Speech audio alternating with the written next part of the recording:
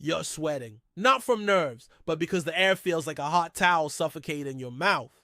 The ground reeks of rotting flesh. The water, what little there is a soup of dengue, mud, and despair.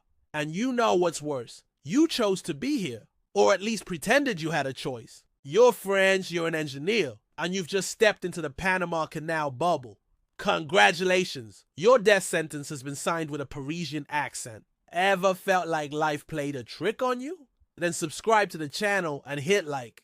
It's only going to get worse. You were born in the heart of France. Maybe Lyon, maybe Bordeaux. Son of a proud baker and a mother who never took off her apron. From a young age, you learned to value order, the beauty of gears, and the smell of coffee with fresh bread. You dreamed big. You dreamed of Paris, and above all, you dreamed of leaving a legacy. So you studied engineering, dedicated your youth to calculations, bridges, and maps, until the day glory knocked at your door with a tempting invitation to be part of the greatest modern engineering project, the Panama Canal.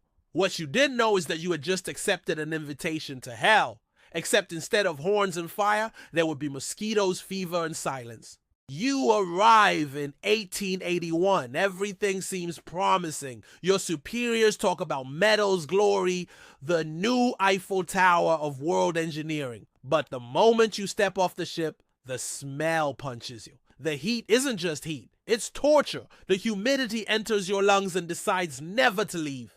The jungle swallows everything. And that beautiful map you studied in Paris? Here it's just jungle, bugs, and diseases with names you can't even pronounce.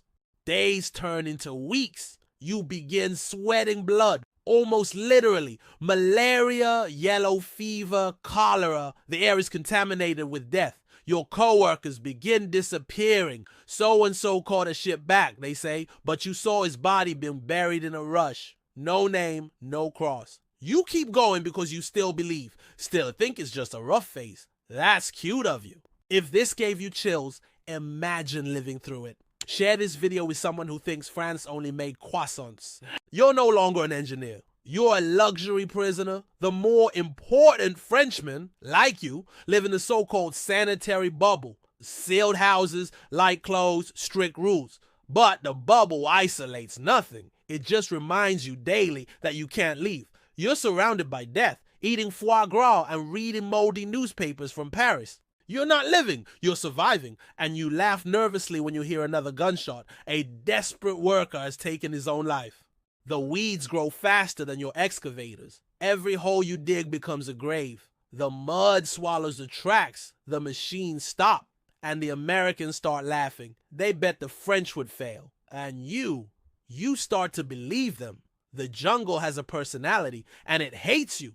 Over 20,000 dead. Yes, 20,000, more than some wars, but nobody wants to talk about it. In the official report, you write medical complications. The truth? People crushed, drowned, devoured by tropical fevers, and dumped along the canal like garbage. You start forgetting names. And after all, what's a name in a shallow grave?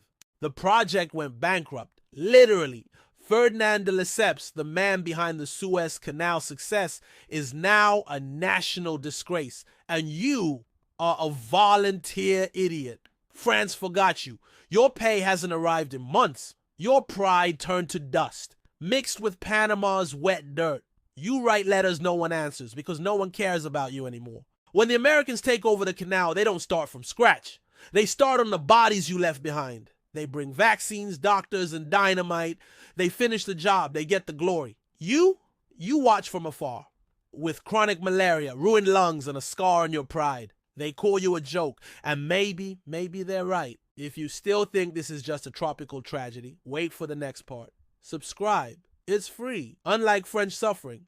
You survived. Congratulations. But survived what exactly? Your youth was buried in that mud.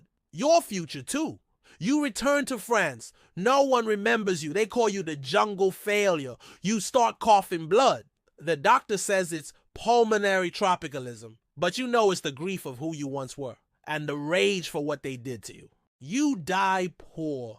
Maybe in Marseille. Maybe alone in a sanitarium. No medal, no tribute, no photo in the history books. Your name vanished in the government archives. and your body, well, at least this time it wasn't eaten by mosquitoes.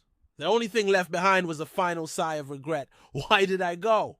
In the end, the Panama Canal wasn't just an engineering project. It was a financial experiment with human flesh. Investors got rich, politicians profited, and you were just the fuel. That's how the system works. It turns idealists into martyrs, then dumps their bodies into mass graves. But hey, now your grandson can cruise through there, maybe even take a selfie.